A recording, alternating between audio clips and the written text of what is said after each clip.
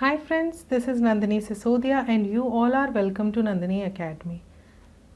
Friends, ध्यान रखिएगा, video को स्टार्टिंग से लेके एंड तक देखिएगा, अदरवाइज़ इस वीडियो को देखने का कोई फ़ायदा नहीं होने वाला है क्योंकि कल कभी किसी का नहीं आता है।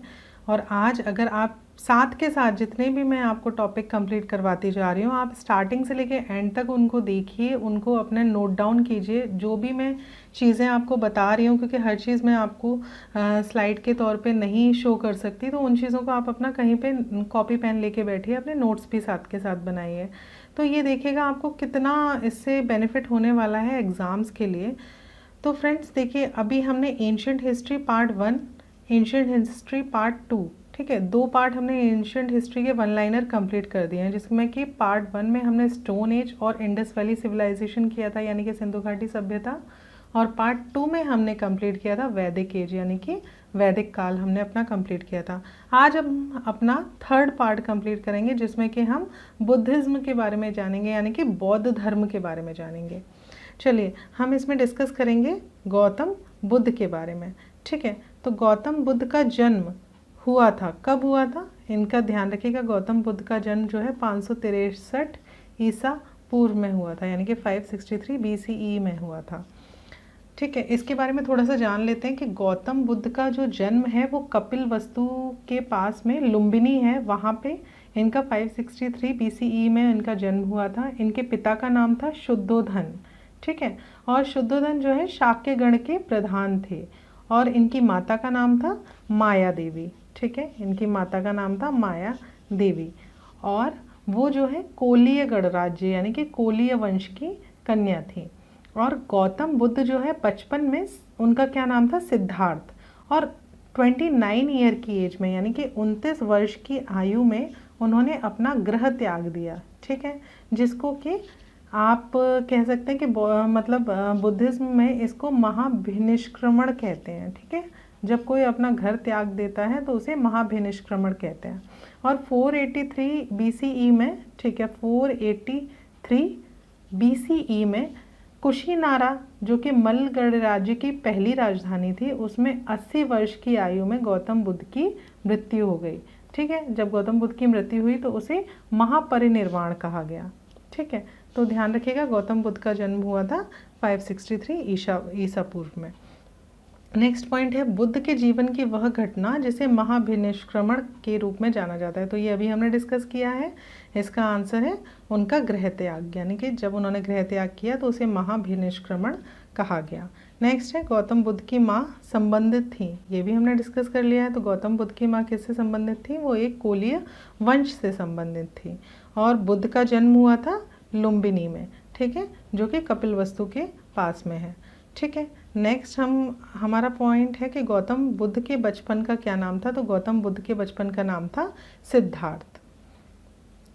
नेक्स्ट पॉइंट है हमारा बसाड़ स्तंभ, निगाली सागर स्तंभ अभिलेख, रामपुरवा स्तंभ अभिलेख तथा रुमिनदेई स्तंभ अभिलेख में से वह एक अभिलेख जो इस परंपरा की पुष्टि करता है कि गौतम बुद्ध का जन्म जो है लुम्बिनी में हुआ था, ठीक है। तो अब हम इसकी बात कर लें तो गौतम बुद्ध का जो जन्म है वो इनमें से किसके अंडर में आएगा, ये आएगा रुमिनदेई स्तंभ अभिलेख के अंडर में, ठीक है।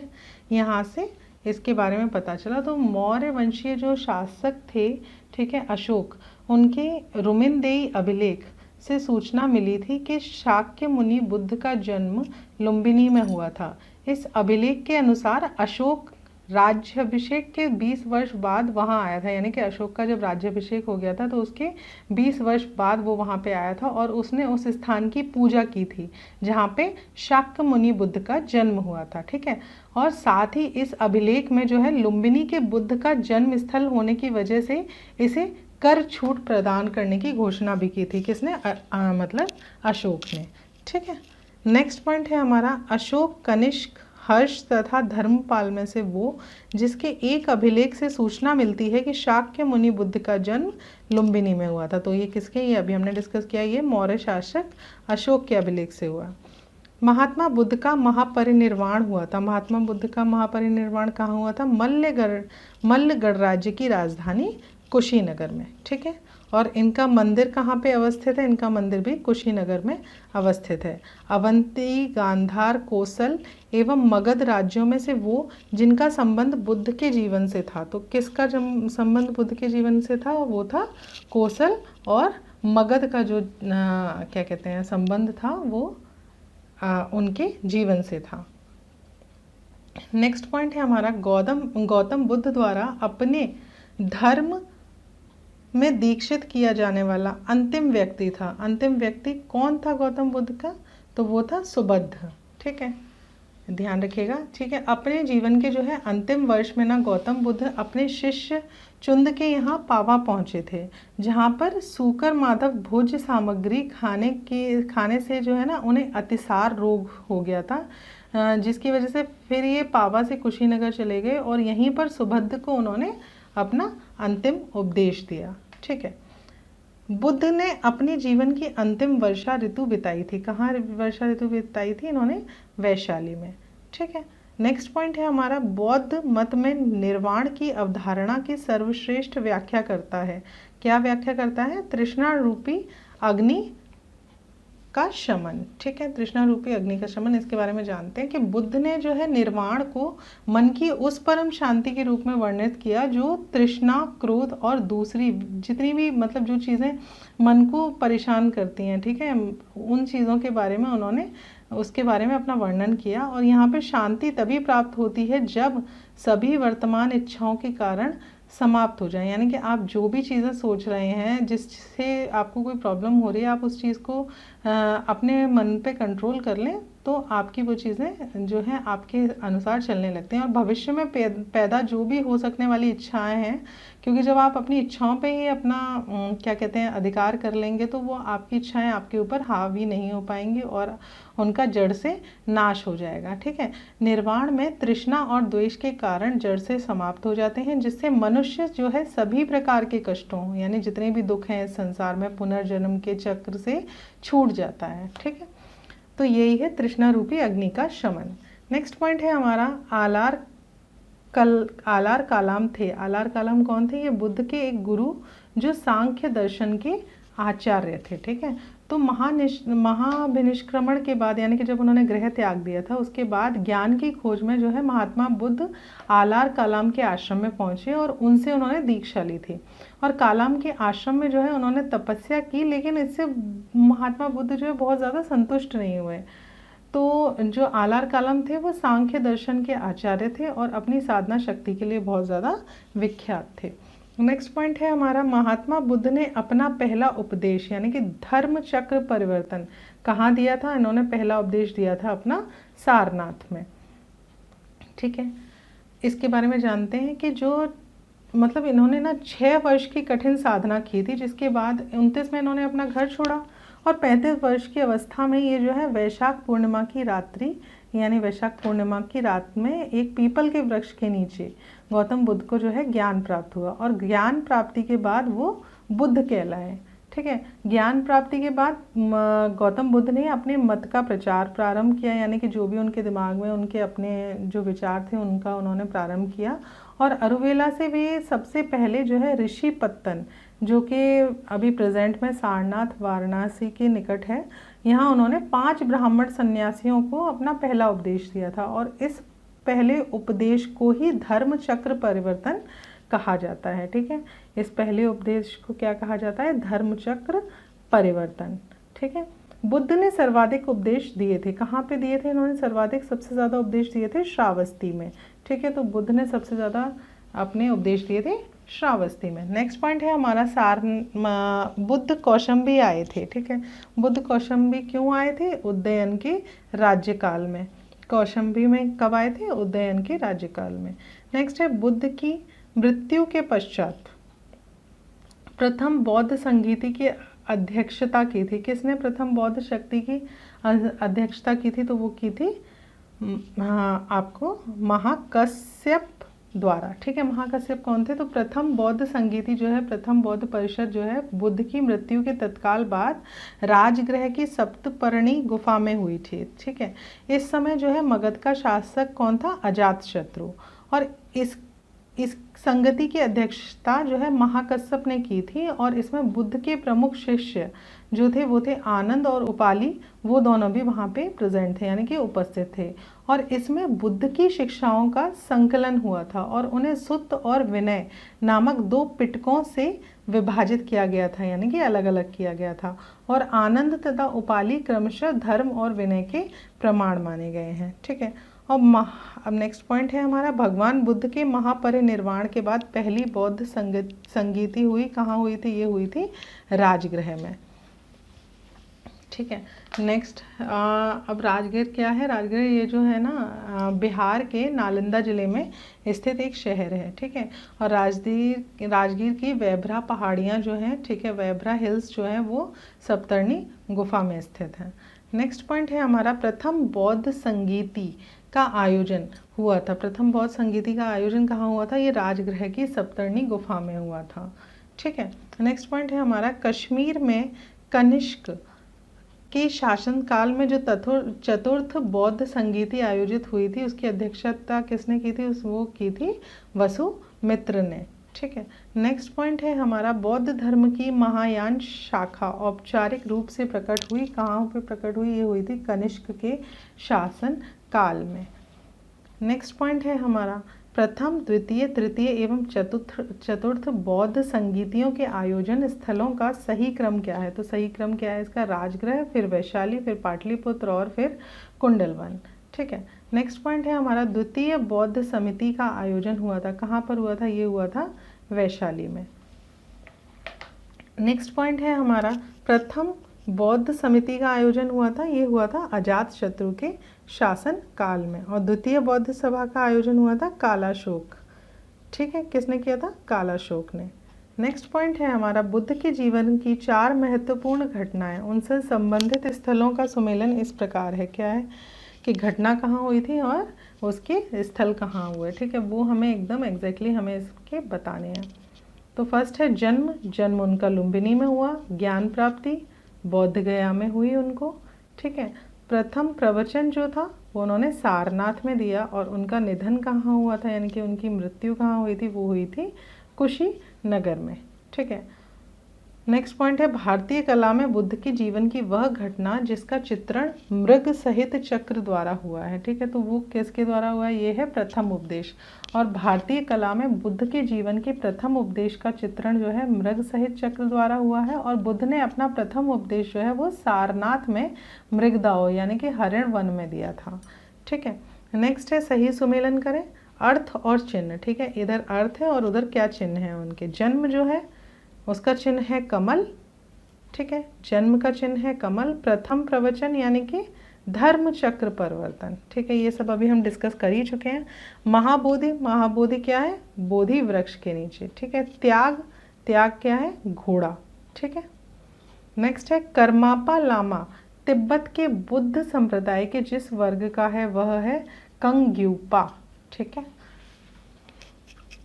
नेक्स्ट है हमारा क्वेश्चन, महात्मा बुद्ध के संबंध में सही कथन है। क्या सही कथन है? पहला, उनका जन्म कपिलवस्तु में हुआ था।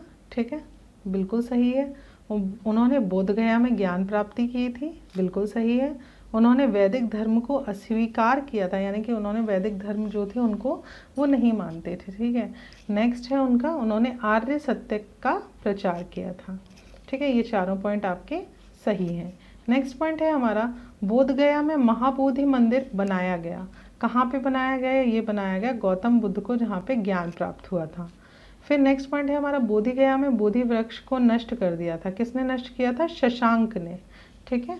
तो ये किसने नष्ट किया था? आपका शशांक ने। नेक्स्ट पॉइंट है हमारा, प्रमुख बौद्ध पवित्र स्थल। ठीक है। प्रमुख बौद्ध पवित्र स्थल जो निरंजना नदी पर स्थित है। ठीक है। ये कहाँ पे है? ये है बोध गया में। बुद्ध के उपदेश संबंधित हैं, किससे संबंधित हैं? ये है आचरण की शुद्धता और पवित्रता से। ठीक है। ध्यान रखिएगा कि बुद्ध के उपदेश जो हैं वो आचरण की शुद्धता और पवित्रता से संबंधित हैं। नेक्स्ट पॉइंट है हमारा, बुद्ध के जीवन काल में ही संघ प्रमुख होना चाहता था। कौन संघ प्रमुख होना चाहता था?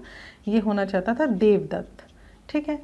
देवदत्त जो है बुद्ध का चचेरा भाई था, ये ध्यान रखिएगा, यानी कि बुद्ध का कज़न था देवदत्त, और ये पहले उनका अनुगत बना और फिर उनका विरोधी बन गया। ठीक है, पहले उनके शरण में मतलब आप कह सकते हैं आया, और उसके बाद वो उनका दुश्मन बन गया, और वह बौद्ध संघ से बुद्ध को हटाकर स्वयं संघ का प्रधान बनना चाहता था। ठीक है, यानी कि बौद्ध संघ था, उसका बुद्ध हटाकर वो स्वयं संघ बना के और उसका प्रधान बनना चाहता था, लेकिन उसे इसमें सफलता नहीं मिली थी।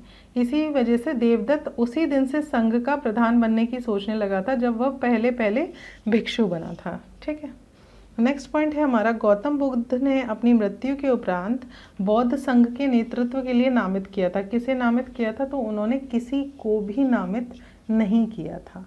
ठीक है, ध्यान रखिएगा, उन्होंने किसी को भी नामित नहीं किया था। तो अब बात आती है कि कुशीनारा में जो है मल्लों के सालवन में विश्राम के दौरान, यानी कि जब विश्राम कर रहे थे दौरान, अपनी मृत्यु से पूर्व बौद्ध ने भिक्षुओं को निकट बुलाकर, यानी कि अपने पास बुलाकर उन्होंने धर्मोपदेश दिया था। धर्मोपदेश में, आनंद, शायद तुम ऐसा सोचो कि हमारे शास्त्र चले गए, ठीक है, अब हमारा शास्त्र नहीं है। आनंद, ऐसा मत समझना, मैंने जो धर्म और विनय किए हैं मेरे बाद वे ही तुम्हारे शास्त्र होंगे, यानी कि वो ही तुम्हारे शास्त्र मतलब एक तरीके से गुरु होंगे।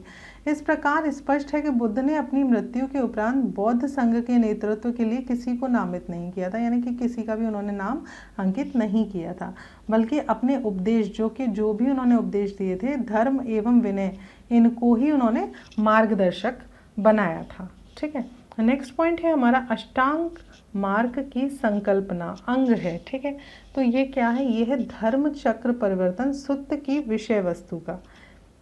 इसके बारे में जानते हैं कि गौतम बुद्ध ने जो है अपना चौथा आर्य सत्य, यानी कि चतुर्थ आर्य सत्य में दुख निरोध का उपाय बताया है, यानी कि जो भी हमें दुख होते हैं उनका कैसे उन्हें रोका जा सकता है, इसका उपाय बताया था। इससे दुख निरोध गामिनी प्रतिपदा कहा जाता है। ठीक है, दुख, इनको आप पॉइंट्स को ना आप कहीं साथ के साथ लिखते जाइए, क्योंकि अगर आप इस तरीके से ना मतलब मैं खाली बोलती रहूँगी और आप लिखेंगे नहीं तो आपको थोड़ा सा आगे चल के फिर ये चीज़ें आपके माइंड से निकल जाएंगी, तो साथ के साथ आप इनके नोट्स बनाते जाइए। तो इसमें क्या है कि दुख निरोध गामिनी प्रतिपदा कहा गया, इसे मध्यमा प्रतिपदा या मध्यम मार्ग भी कहते हैं। ठीक है, और इसके जो है मध्यम प्रतिपदा में 8 सोपान होते हैं, इसीलिए इसे अष्टांगी मार्ग भी कहते हैं। किसको? धर्म चक्र परिवर्तन सूत्र की आप बात करें, अष्टांग मार्ग की संकल्पना का। ठीक है, तो इसके 8 सोपान हैं। क्या क्या है? वो है सम्यक दृष्टि, सम्यक संकल्प, सम्यक वाक, सम्यक कर्मार्थ, सम्यक आजीव, सम्यक व्यायाम, सम्यक स्मृति एवं सम्यक समाधि। ठीक है, अष्टांगिक मार्ग धर्म चक्र परिवर्तन सूत्र की विषय वस्तु का अंग है। ठीक है, आई होप ये आपके बहुत ही इजीली आपके सारे के पॉइंट्स जो है ना क्लियर होते जा रहे होंगे। और इस सीरियसली देखिएगा, जब आप ये सारे पार्ट्स कंप्लीट कर लेंगे अपना, तो कितना आप मतलब एंशिएंट हिस्ट्री में अपने आप को मतलब आपको ऐसा लगेगा कि हाँ यार मैं मतलब 65 से 70% तो बड़े आराम से मेरे आ जाएंगे। ठीक है, नेक्स्ट पॉइंट हम डिस्कस करते हैं कि गौतम बुद्ध के बारे में सत्य कथन है। क्या सत्य कथन है? कि वे कर्म में विश्वास करते थे, यानी कि हमेशा कर्म करना चाहिए, उसी में विश्वास करते थे, और आत्मा का शरीर में परिवर्तन मानते थे यानी कि आत्मा जो है उसका शरीर में परिवर्तन होता रहता, और निर्वाण प्राप्ति में विश्वास करते थे। नेक्स्ट पॉइंट है हमारा, बौद्ध संघ में भिक्षुणी के रूप में स्त्रियों के प्रवेश की अनुमति बुद्ध द्वारा दी गई थी। कब दी गई थी बुद्ध द्वारा? तो ये दी गई थी वैशाली में। अपने जो है उनके प्रिय शिष्य थे आनंद, उनके कहने पर बुद्ध ने वैशाली में स्त्रियों को बौद्ध संघ में भिक्षुणी के रूप में प्रवेश की अनुमति प्रदान की थी। ठीक है, और बौद्ध संघ में सर्वप्रथम शामिल होने वाली स्त्री जो है महाप्रजापति गौतमी थी। तो ध्यान रखिएगा, सबसे पहली जो स्त्री थी वो कौन थी? महाप्रजापति गौतमी। ठीक है,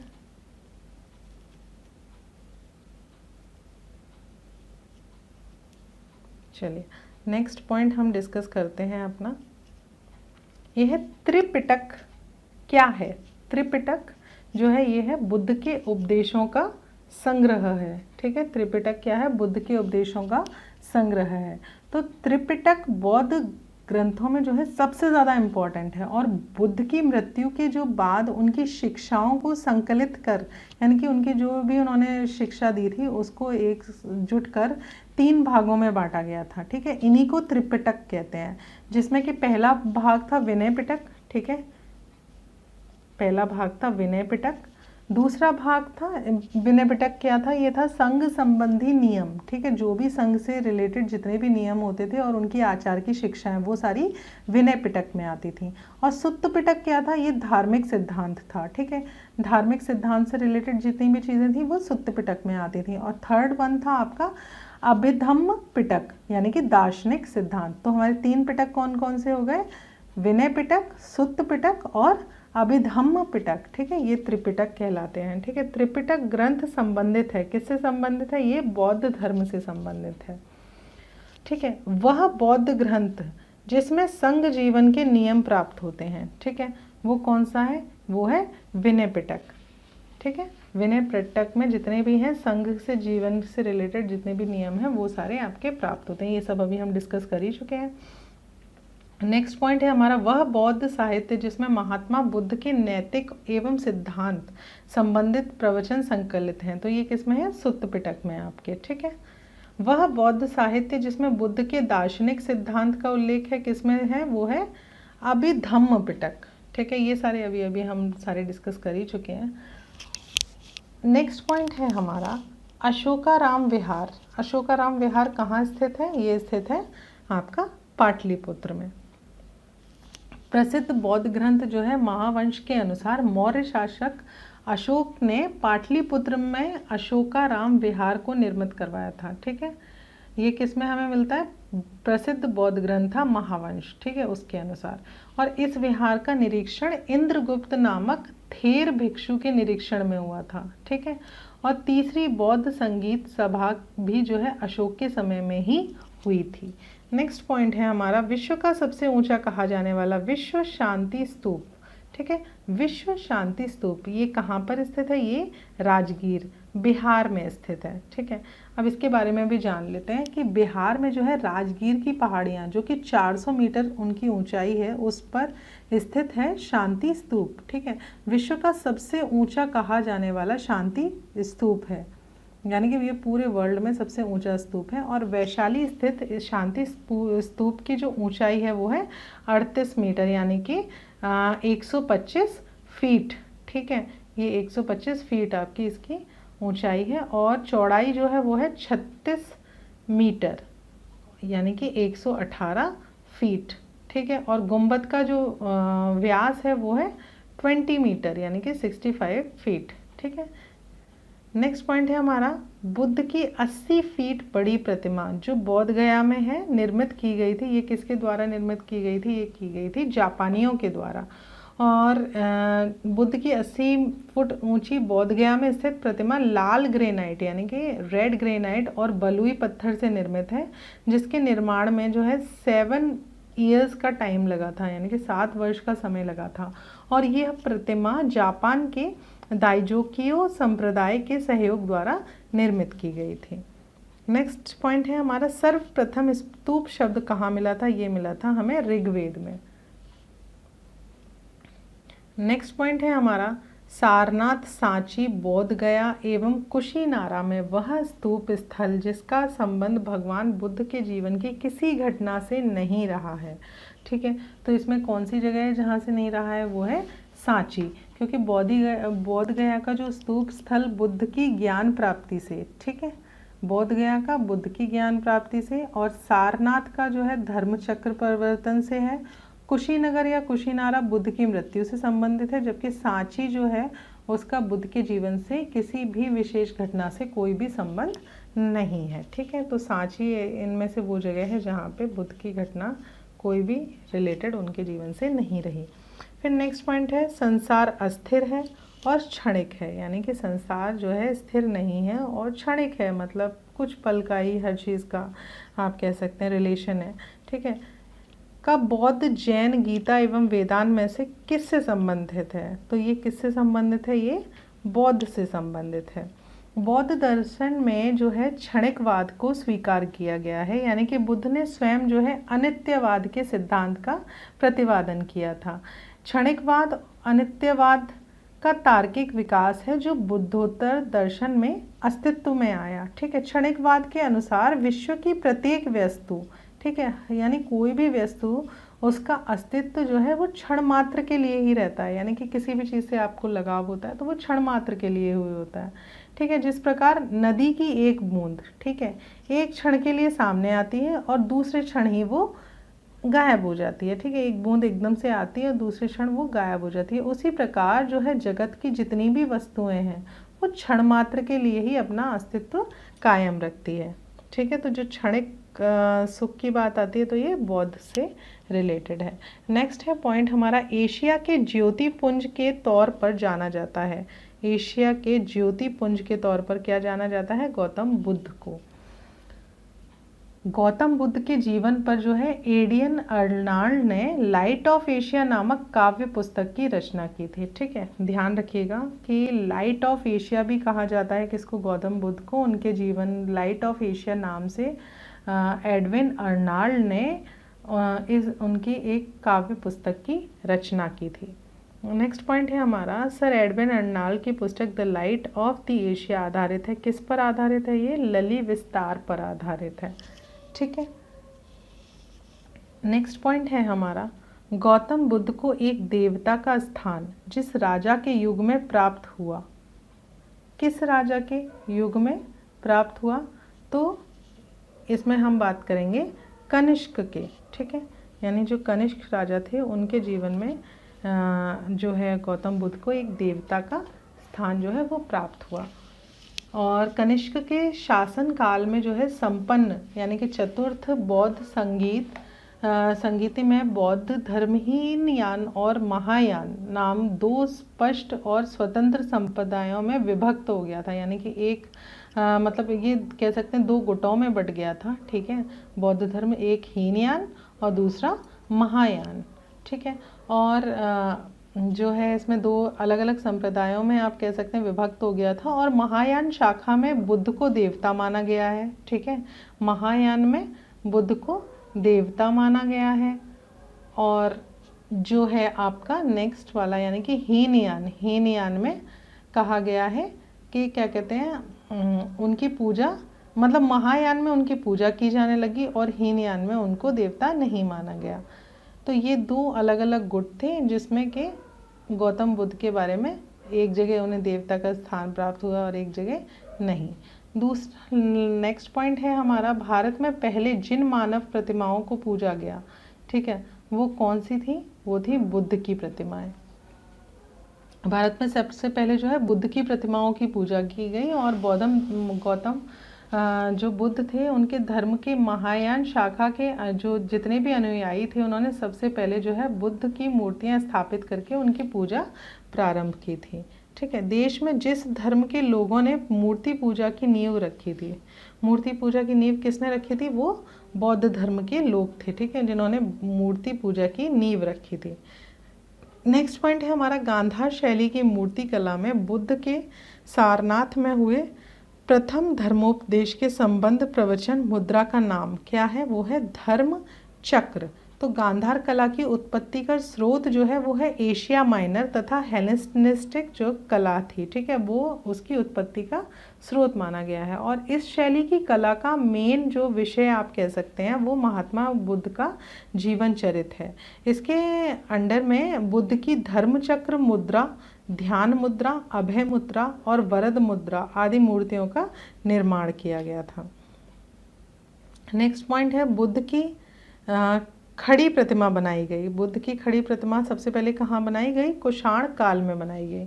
और कुषाण काल में ही गांधार और मथुरा कला शैली के तहत बुद्ध और बोधिसत्वों की मतलब बहुत संख्या में मूर्तियाँ, कुछ बैठी हुई कुछ खड़ी हुई स्थिति में उनका निर्माण किया गया। और V.S. अग्रवाल, ठीक है, V.S. अग्रवाल के अनुसार जो है सबसे पहले जो है मथुरा में ही बुद्ध मूर्तियों का निर्माण किया गया था जहां इनके लिए पर्याप्त आधार था।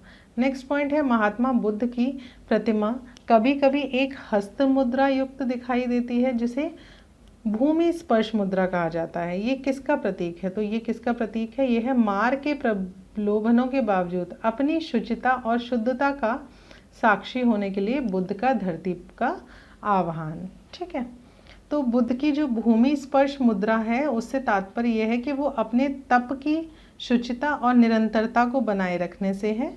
और बुद्ध की भूमि स्पर्श मुद्रा यानी कि जो कामदेव के प्रलोभनों के बावजूद अपनी शुचिता और शुद्धता का साक्षी होने के लिए बुद्ध का धरती का आह्वान को प्रदर्शित करता है। नेक्स्ट पॉइंट है हमारा, भूमि स्पर्श मुद्रा की सारनाथ बुद्ध मूर्ति संबंधित है। किससे मूर्ति संबंधित है? यह है गुप्त काल से संबंधित।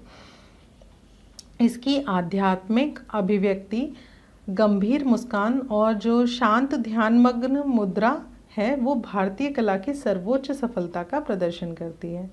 ठीक है, नेक्स्ट पॉइंट है हमारा, इसमें से हमें कथन देखने क्या सही है क्या गलत है उसकी व्याख्या करते हैं। ठीक है, कुशीनगर पॉइंट ए कह रहा है कि कुशीनगर मल्लगढ़ राज्य की राजधानी थी।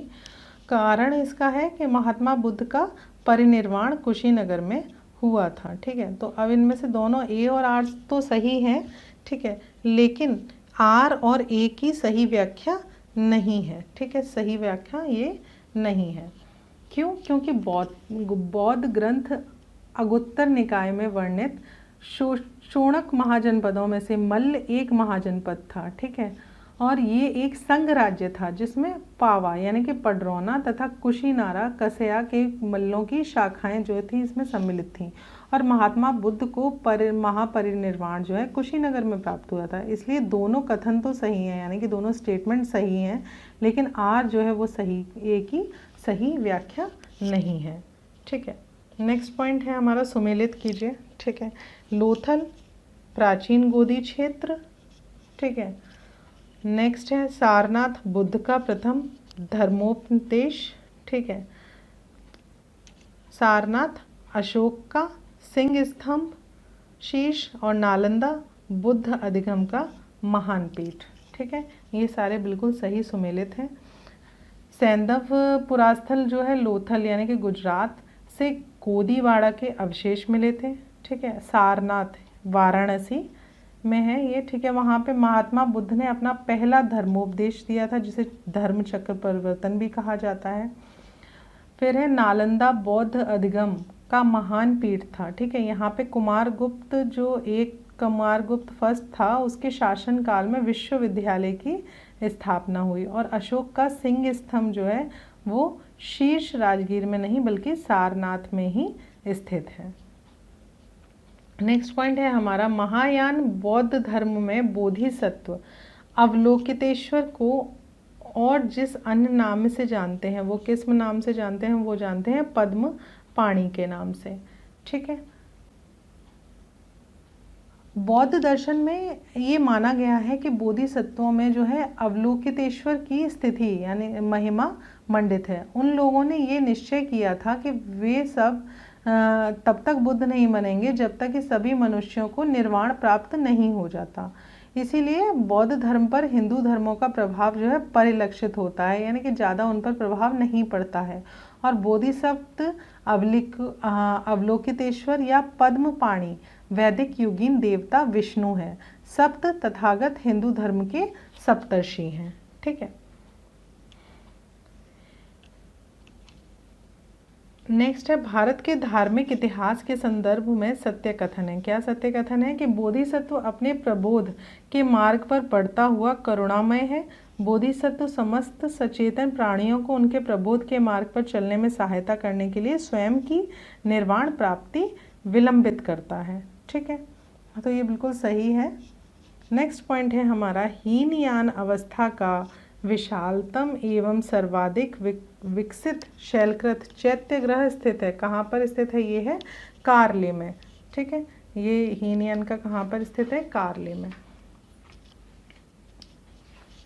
कारले कहाँ पर है? ये आप कहेंगे कि ये पुणे महाराष्ट्र के मावल तालुका में स्थित है। ठीक है, नेक्स्ट पॉइंट है हमारा, प्रथम शताब्दी ईस्वी में जिस भारतीय बौद्ध भिक्षुक को चीन भेजा गया था वो कौन थे? वो थे नागार्जुन। नागार्जुन कनिष्क के दरबार की एक महान विभूति था। उसकी तुलना जो है मार्टिन लूथर से की जाती है और हेनसांग ने उसे संसार की 4 मार्गदर्शक शक्तियों में से एक कहा है। उसने अपनी पुस्तक यानी कि हेनसांग ने अपनी पुस्तक माध्यमिक कारिका में सापेक्षता सिद्धांत को प्रस्तुत किया। उसे भारत का आइंस्टाइन भी कहा जाता है। चीनी मान्यता के अनुसार नागार्जुन ने चीन की यात्रा कर वहां बौद्ध शिक्षा प्रदान की थी। फिर नेक्स्ट पॉइंट है हमारा, शून्यता के सिद्धांत का सर्वप्रथम प्रतिपादन करने वाला बौद्ध दार्शनिक का नाम है, क्या नाम है? नागार्जुन। ठीक है, ये अभी हम डिस्कस कर चुके हैं। माध्यमिक या शून्यवाद के मत के प्रवर्तक नागार्जुन है, जिनकी प्रसिद्ध रचना जो है माध्यमिक कारिका है। ठीक है, किसकी है ये? नागार्जुन की। और इसे सापेक्षवाद भी कहा जाता है, जिसके अनुसार प्रत्येक वस्तु किसी न किसी कारण से उत्पन्न हुई है, यानी कोई भी चीज़ है वो उसका कोई ना कोई रीज़न है उसके होने का। ठीक है, और वह उस पर निर्भर है। और नागार्जुन ने प्रतीत्य समुत्पाद को ही शून्यता कहा है। इस मत में बुद्ध द्वारा प्रतिपादित मध्यम मार्ग के सिद्धांत को विकसित किया गया था। नेक्स्ट पॉइंट है हमारा, नागार्जुन जिस बौद्ध संप्रदाय के थे वह है कौन सा है? माध्यमिक, जो अभी हमने डिस्कस किया। नेक्स्ट पॉइंट है हमारा, विक्रमशिला वाराणसी, गिरनार एवं उज्जैन में से बौद्ध शिक्षा का केंद्र है। बौद्ध शिक्षा का क्या केंद्र है? विक्रमशिला। ठीक है, नेक्स्ट पॉइंट है, वल्लभी विश्वविद्यालय कहाँ स्थित है? वल्लभी विश्वविद्यालय स्थित है गुजरात में। नालंदा विश्वविद्यालय के स्थापन का युग है कौन सा स्थापन, यानी नालंदा विश्वविद्यालय कब स्थापित हुआ था, किस युग में? तो वो हुआ था गुप्त काल में। ठीक है, नालंदा एक जो है विख्यात बौद्ध पीठ और विश्वविद्यालय था। ये दक्षिणी बिहार यानी कि साउथ बिहार में राजगीर के निकट स्थित था। इसके ध्वंसावशेष बड़गांव ग्राम से दूर तक आज भी बिखरे पड़े हैं। और 5वीं शताब्दी के मध्य जो है गुप्तों के समय में नालंदा विश्वविद्यालय अस्तित्व में आया था और सबसे पहले कुमारगुप्त फर्स्ट ने नालंदा बौद्ध विहार को दान दिया और बाद में बुद्धगुप्त, तथागुप्त तथा बालादित्य नामक गुप्त शासकों ने भी इस विहार को दान दिया था। ठीक है, अब नेक्स्ट पॉइंट है, नालंदा विश्वविद्यालय के संस्थापक। नालंदा विश्वविद्यालय के संस्थापक कौन थे? वो थे कुमारगुप्त। हेनसांग के अनुसार नालंदा विश्वविद्यालय का संस्थापक जो है शंकरादित्य था, जिसने बौद्ध धर्म के त्रिरत्नों, ठीक है, त्रिरत्नों के प्रति महती श्रद्धा के कारण इसकी स्थापना करवाई थी। और शंकरादित्य की पहचान कुमारगुप्त प्रथम, जिसका कि कार्यकाल आप कह सकते हैं कि 415 ईस्वी से लेके 455 ईस्वी से की जाती है, जिसका प्रसिद्ध उपाधि जो है वो थी महेंद्रादित्य। ठीक है, नेक्स्ट पॉइंट है हमारा, नालंदा विश्वविद्यालय विश्व प्रसिद्ध था। विश्व प्रसिद्ध था किसके लिए? बौद्ध धर्म दर्शन के लिए।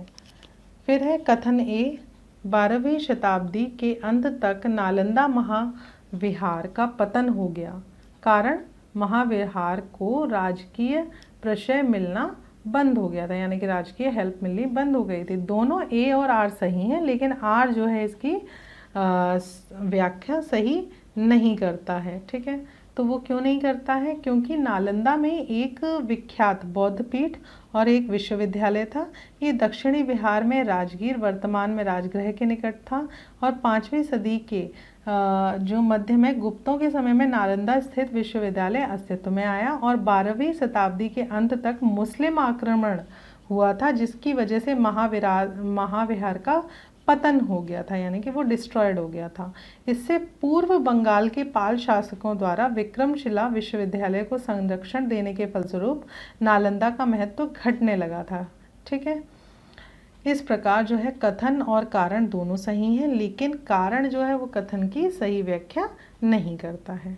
नेक्स्ट पॉइंट है हमारा, नव नालंदा महाविहार विख्यात है। क्यों विख्यात है? ये पाली अनुसंधान संस्थान के लिए विख्यात है। नवनालंदा महाविहार जो है वो बौद्ध अध्ययन का आधुनिक केंद्र है, जिसे बिहार सरकार ने 1951 में नालंदा में स्थापित किया और इस केंद्र में बौद्ध और पाली अनुसंधान संस्थान है। यहाँ जो है बड़ी संख्या में श्रीलंका, जापान, कोरिया, तिब्बत, भूटान, इन सारे देशों से पाली और बौद्ध अध्ययन पर अनुसंधान हेतु विद्यार्थी आते हैं, यानी कि यहाँ पे वो सीखने आते हैं। ठीक है, नेक्स्ट पॉइंट है हमारा, बौद्ध धर्म और जैन धर्म दोनों के समान रूप से विद्यमान था। क्या विद्यमान था कि वेद प्रमाण के प्रति अनास्था, यानी कि ये वेदों में विश्वास नहीं रखते थे। कर्म कांडों की फलवत्ता का निषेध, प्राणियों की हिंसा का निषेध, यानी कि अहिंसा का भी मतलब ये अहिंसा को एक्सेप्ट करते थे और हिंसा से दूर रहते थे। ठीक है, इसमें क्या कहते हैं, तप यानी कि आत्मदन और भोग की अति का परिहार और मध्यम मार्ग का अनुसरण केवल बौद्ध धर्म में ही किया गया था, जबकि जैन धर्म में नहीं किया गया था। जबकि वेदों की प्रमाणिकता के प्रति अनास्था, कर्म कांडों की फलवत्ता का निषेध और ये प्राणियों में की जो है हिंसा का निषेध, ये दोनों धर्मों में किया गया था। नेक्स्ट पॉइंट है हमारा, बौद्ध धर्म के 4 आर्य सत्य क्या थे, उनको सही क्रम से लगाना है। ठीक है, तो ये मतलब लर्न कर लीजिए आप, बहुत ही इम्पोर्टेंट पॉइंट है कि पहला है दुख है। ठीक है, दूसरा है दुख का कारण है, यानी किसी को भी कोई दुख है तो उसका कोई ना कोई कारण है। दुख का निरोध है, ठीक है, उसका कोई ना कोई सल्यूशन है, और दुख निरोध का मार्ग है और सल्यूशन का एक कोई मार्ग है। ठीक है, नेक्स्ट पॉइंट है हमारा, बुद्ध तथा जैन दोनों ही धर्म विश्वास करते हैं। किसमें जन्म ये करते हैं, ये करते हैं कर्म तथा पुनर्जन्म के सिद्धांत सही हैं। ठीक है, यानी कि कर्म करो और उसका फल मिलेगा, और दूसरा आपको पुनर्जन्म होगा, इसमें भी वो लोग विश्वास करते हैं। ठीक है, नेक्स्ट पॉइंट है हमारा, पुनर्जन्म नहीं होता है, ये कथन है और कारण है उसका आत्मा की सत्ता नहीं है। ठीक है, तो इसमें ए जो है इनके अकॉर्डिंग गलत है। ठीक है, ए इनके अकॉर्डिंग गलत है और आर जो है वो सही है। ठीक है, क्योंकि प्रत्युत समुत्पाद ही बुद्ध के उपदेशों का सार है और ब्राह्मण ग्रंथों द्वारा प्रतिपादित वेदों की अपौरुषेयता और आत्मा की अमरता के सिद्धांत को उन्होंने स्वीकार नहीं किया, लेकिन आत्मा के अस्तित्व को अस्वीकार करने के बावजूद वे पुनर्जन्म और कर्म के सिद्धांत को मानते थे और उनके अनुसार जीवन विभिन्न अवस्थाओं की मतलब अवस्थाओं में चलता रहता है और एक दूसरे पर निर्भर करती हैं सारी चीज़ें, और किसी भी चीज़ की यानी कि किसी भी अवस्था की जो उत्पत्ति है उसकी पूर्ववर्ती अवस्था से ही होती है। ठीक है, तो इसमें उन्होंने फर्स्ट पॉइंट जो है पुनर्जन्म नहीं होता है उस यानी गलत है वो, और आत्मा की सत्ता नहीं है ये सही है। ठीक है, नेक्स्ट पॉइंट है हमारा, बौद्ध धर्म के विषय में सही कथन है। क्या सही कथन है कि उसने वर्ण एवं जाति को अस्वीकार नहीं किया, यानी कि वर्ण और जाति को उन्होंने मना नहीं किया कि ऐसा नहीं होता है। उसने ब्राह्मण वर्ग की सर्वोच्च सामाजिक कोटि को चुनौती दी, यानी ब्राह्मण ही जो हर जगह अपना वर्चस्व स्थापित किए हुए थे उसको उन्होंने क्या कहते हैं टक्कर दी, और उसने कुछ एक शिल्पों को निम्न माना। ठीक है, कुछ चीज़ों को निम्न माना।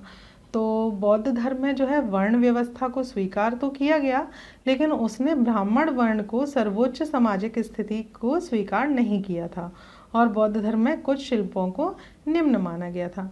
नेक्स्ट पॉइंट है हमारा, बौद्ध धर्म के विस्तार के कारणों में सम्मिलित थे। क्या सम्मिलित था? धर्म की सादगी, दलितों के लिए विशेष अपील, धर्म की मिशनरी भावना, स्थानीय भाषा का प्रयोग। ठीक है, बौद्ध धर्म में जो है सादगी और दलित के लिए जो है दलित लोगों के लिए विशेष अपील, मिशनरी भावना, स्थानीय भाषा का प्रयोग बौद्ध धर्म को विस्तार के प्रमुख कारणों में से सम्मिलित थे, जबकि दार्शनिकों द्वारा वैदिक भावना की जो है सुदृढ़ता इसमें शामिल नहीं थी। ठीक है, नेक्स्ट पॉइंट है हमारा, आरंभिक मध्य युगीन समय में बौद्ध धर्म का पतन किस कारण से हुआ था, वो कारण हम पढ़ेंगे। ठीक है, उस समय तक बुद्ध विष्णु के अवतार समझे जाने लगे थे और वैष्णव धर्म का हिस्सा बन गए थे, जबकि उन्होंने क्या कहा था कि मेरी कोई पूजा मत करना, अपने कर्म में विश्वास करना। लेकिन लोगों ने क्या किया, उन्होंने विष्णु के अवतारों ने समझने लगे और उनकी वैष्णव धर्म का हिस्सा बन गए। ठीक है, नेक्स्ट पॉइंट है हमारा, कुछ शैलकृत बौद्ध गुफाओं को चैत्य कहते हैं जबकि अन्य को विहार। ठीक है, तो इन दोनों में क्या अंतर है? तो चैत्य जो है वो पूजा स्थल होता था, जबकि विहार बौद्ध भिक्षुओं का निवास स्थान होता था। ठीक है, नेक्स्ट पॉइंट है हमारा, वह बौद्ध शाखा जो सुल्तानी युग में सबसे प्रभावशाली थी। तो वो कौन सी थी? वो थी वज्रयान। ठीक है, यानी कि ये सबसे ज़्यादा सुल्तानी युग में प्रभावशाली थी, क्योंकि मध्यकाल में जो है बौद्धों की वज्रयान शाखा सबसे अधिक प्रभावशाली मानी जाती थी। और वज्रयान का सबसे अधिक विकास जो है 8वीं शताब्दी में हुआ था, जिसके सिद्धांत थे मंजू श्री मूल कल्प तथा गुम्म समाज। ठीक है, इस नाम के 2 ग्रंथ जो है यहाँ से मिलते हैं। ठीक है, तो फ्रेंड्स यहाँ पे आज हमारा बौद्ध धर्म बुद्धिज़्म कंप्लीट हुआ है। नेक्स्ट हमारा जो पार्ट रहेगा पार्ट 4, उसमें हम जैन धर्म से रिलेटेड जितने भी वन लाइनर इम्पॉर्टेंट क्वेश्चंस हैं उनको कंप्लीट करेंगे। साथ के साथ मैं उनके आपसे डिस्कस भी करती जाऊँगी जैसे आज किया है। तो जितने भी नए लोग अभी हमारे चैनल से जुड़े हैं वो फटाफट से चैनल को सब्सक्राइब कर लें, बेल आइकन प्रेस कर दें, ताकि आने वाले जितने भी नोटिफिकेशंस हैं वो आप तक पहुंच सकें, सारे के सारे वीडियोस आप तक पहुंच सकें। और फ्रेंड्स, अभी तक अगर आपने तैयारी नहीं शुरू की है तो कोई बात नहीं है, मैंने अभी स्टार्टिंग से आपकी प्रिपरेशन स्टार्ट कराई है, सारी क्लासेस फ्री हैं। आपको बस करना कुछ नहीं है, आपको केवल पढ़ना है पढ़ना है पढ़ना है बस। तो प्लीज़ मेरे साथ जुड़ जाइए और फटाफट से अब अपनी स्टडीज़ को एक कह सकते हैं कि आप मोटिवेशनल वे में अपने सक्सेस की तरफ अपने आगे बढ़िए। ठीक है, thank you so much friends, मिलते हैं नेक्स्ट क्लास में।